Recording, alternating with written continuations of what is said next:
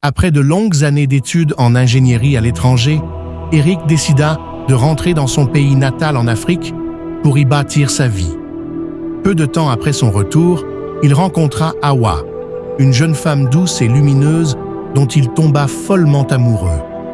Leur relation évolua rapidement et Eric, sûr de ses sentiments, lui demanda de l'épouser. C'est alors qu'Hawa, la voix tremblante, lui avoua un secret. Elle était enceinte de quelques semaines. Le père de l'enfant, qu'elle aimait profondément, était tragiquement décédé dans un accident. Les larmes aux yeux, elle supplia Eric de ne pas lui en vouloir et comprenait qu'il puisse reconsidérer sa proposition. Mais Eric, touché par son honnêteté et son histoire, lui promit qu'il l'aimerait malgré tout. Il jura également de protéger l'enfant à naître comme s'il était le sien et de ne jamais révéler la vérité à quiconque. Il voulait leur offrir une famille unie et rien ne l'en détournerait. Quelques semaines plus tard, Eric présenta Hawa à ses parents. Ces derniers, ravis de voir leur fils unique sur le point de se marier et de fonder une famille, organisèrent de grandes célébrations. Lors du dîner familial, Eric annonça fièrement que l'enfant qu'attendait Hawa était le sien. Ses parents, fous de joie, semblaient encore plus enthousiastes que lui. Mais Eric ignorait un terrible secret. Son père appartenait à une loge occulte. Dans le passé, les maîtres de cette secte avaient exigé un lourd tribut, sacrifier un enfant de sa descendance pour conserver leur richesse et leur influence. Le père d'Eric, ayant jusque-là repoussé l'échéance, vit dans cet enfant à naître une opportunité de remplir ses obligations. C'est cette promesse secrète qui expliquait leur joie excessive.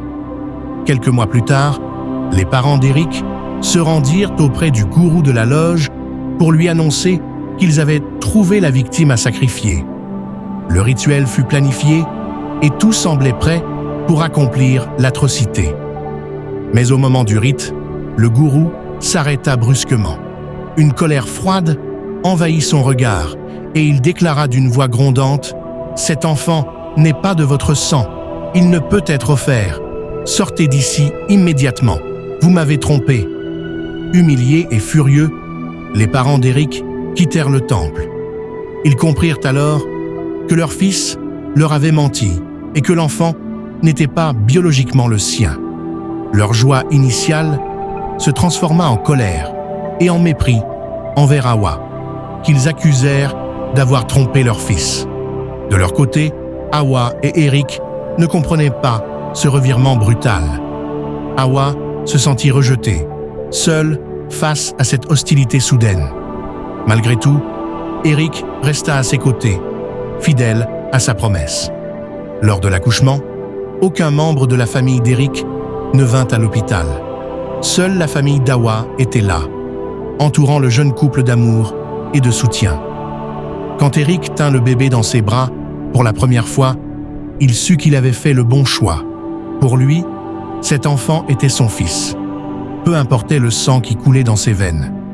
Quant aux parents d'Eric, leur mépris et leur obsession du pouvoir les consumèrent. Rejetés par la loge pour leur échec, ils perdirent leur richesse et sombrèrent dans l'amertume et la solitude. De leur côté, Eric, Hawa et leur fils vécurent une vie modeste mais heureuse, bâtie sur l'amour et la sincérité. Eric avait tourné le dos à l'avidité et au mensonge pour se consacrer à ce qui comptait vraiment, sa famille. Un prophète rencontra Eric sur le chemin et lui avoua toute la vérité, en ajoutant qu'il ne pouvait plus avoir d'enfant, car le gourou de la secte et ses parents irrités avait choisi de prendre sa fertilité pour remplacer l'enfant du rituel que ses parents avaient au préalable initié. Eric, tout irrité, alla confronter ses parents qui lui demandaient des excuses en pleurant.